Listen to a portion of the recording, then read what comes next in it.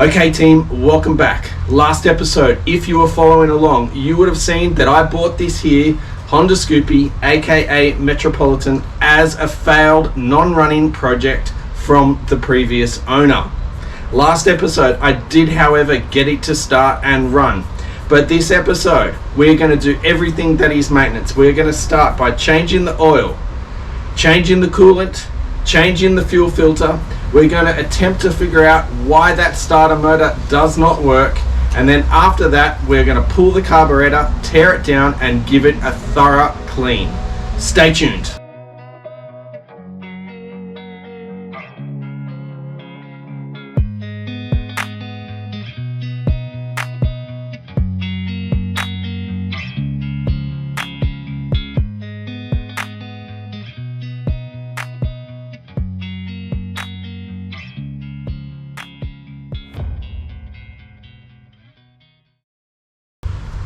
Alright, first job is change the oil, and to do that we're going to need these tools right here. A 3/8 size ratchet, a 17mm socket with an extension, a 17mm spanner, some 10W30 oil, I'm using semi-synthetic, and you'll need a funnel.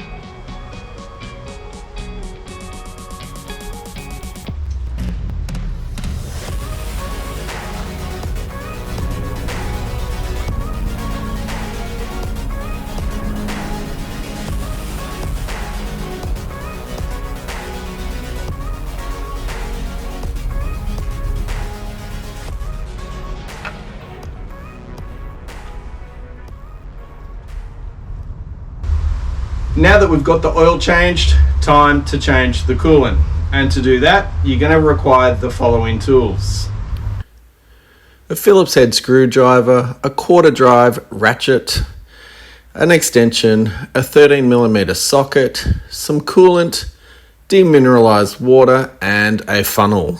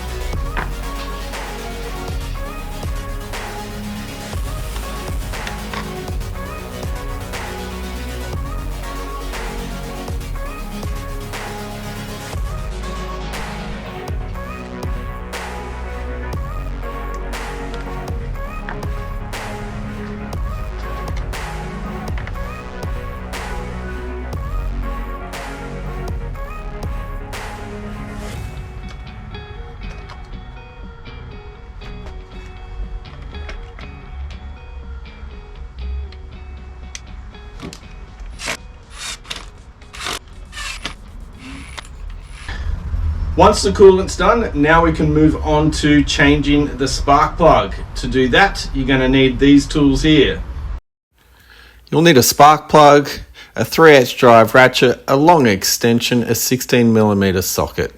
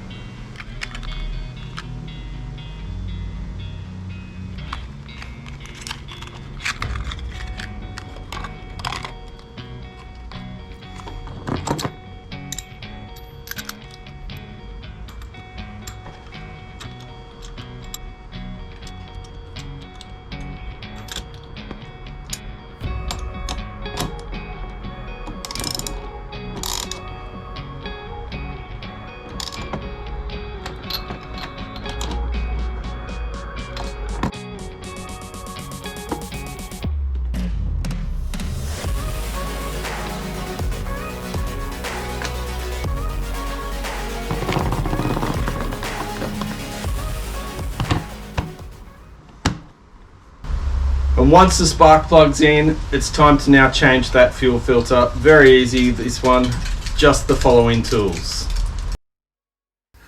some long nose pliers, side cutters, a fuel filter, and of course some fuel hose.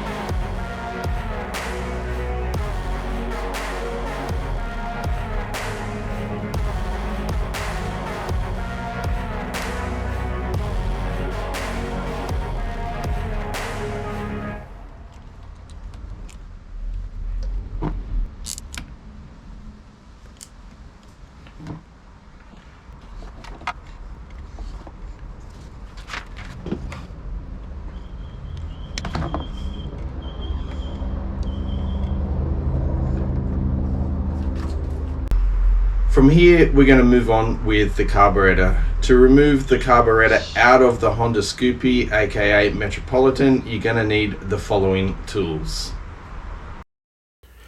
You will need various screwdrivers and pliers.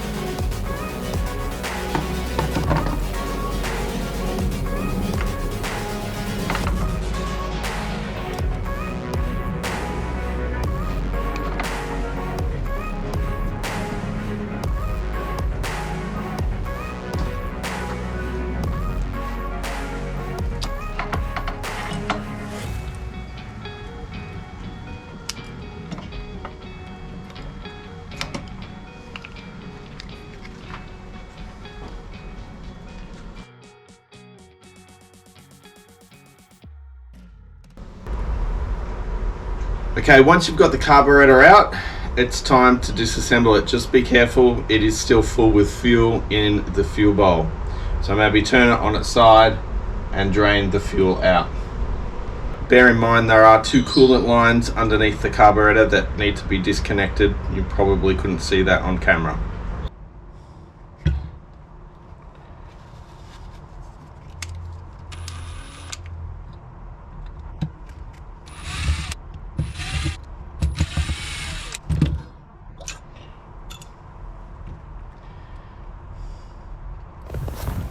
Alrighty, here I am taking the float out of the carburetor. A little bit bemused as it's not meant to come out this easy. It's very obvious that someone has been here before and reassembled the carburetor incorrectly. This pin that I'm removing is meant to go within the float and retain the float to the carburetor. Without that, there is nothing shutting off the fuel with the electric fuel pump, allowing the carburetor to overflow with fuel and leak. Some people, hey?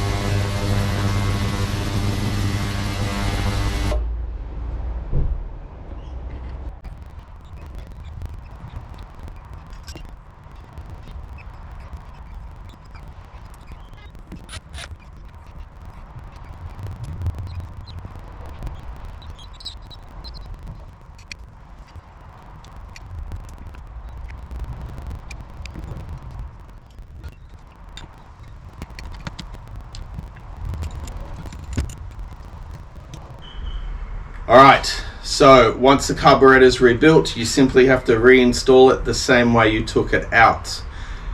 And then we're ready to prime the fuel system. So we'll turn the key, we'll hear the fuel pump go, we'll turn it off, we'll do that 3 times and then see where we're left off.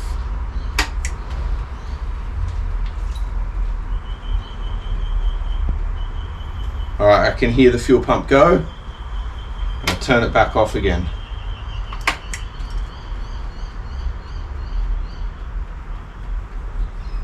There's the fuel pump again. Now I'm looking for fuel in the filter. Now I'm going to move on with the issue that I've got with the starter on this bike. I can kickstart it, but it will not start on the button. So I'm going to move from the relay and see if that fixes it. But let's just show us. Bike is on, we have ignition. If I hold the button and press the starter, nothing.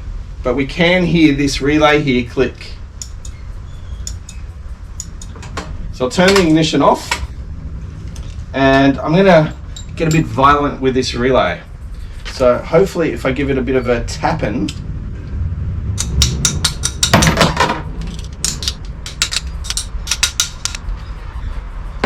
hopefully that releases the internal mechanisms, if in fact it is the relay, which I believe it is.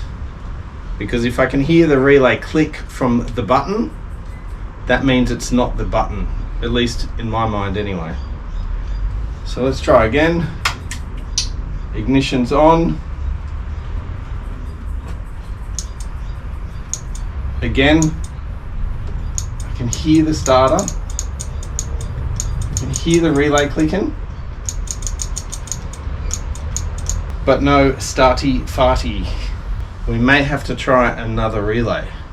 Having said that, guys, if you're a scooter fanatic and you're into building cool scooters, check out Custom Scooters Australia for all the best custom Aussie scooter content.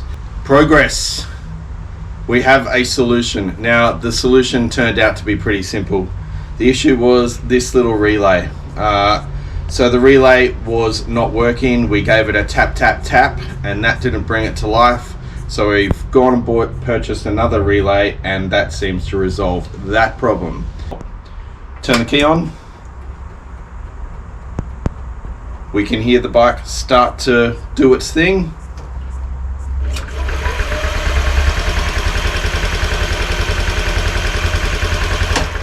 And there you go. We now have a working starter motor. To do the ECU reset, you need yourself a bit of pigtail wire just like this. Now in the harness, you'll see this little 2-pin connector. It only has one wire going to it. You're going to want to put one side of this to that one wire. And then the other side of it, you need to attach to the 12-volt positive on the battery. Alright, from here you turn the ignition on. You hear the bike start up again. This time the fuel pump's not working.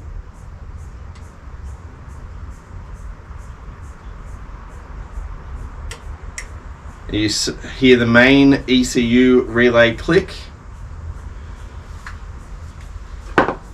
Apparently the headlights are meant to come on, but mine's not doing it. ECU click again, and then we turn it off. We'll disconnect, and then hopefully this will solve our problems.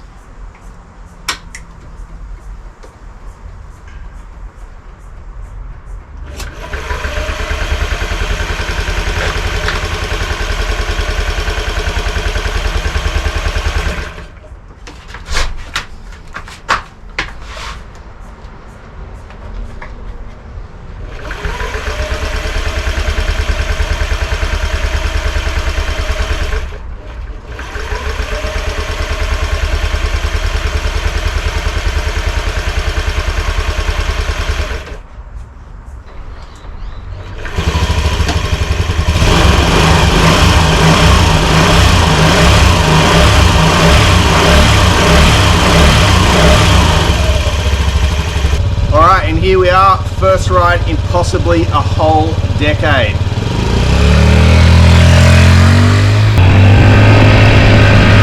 Look at it go. What a little ripper.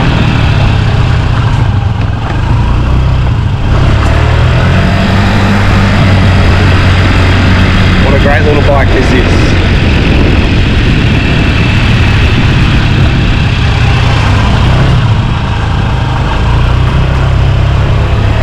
I tell you what, when you bring something back from the dead and turn it into something that is used again, it's a great achievement.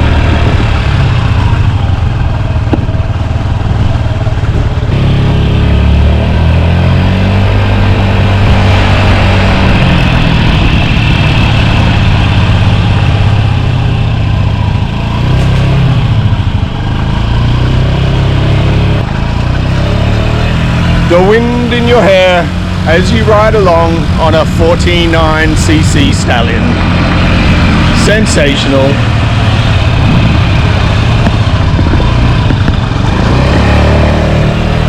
Don't forget the competition, guys. $200 gift certificate to scootertuning.net. You know the rules. Draw Christmas Eve. Good luck.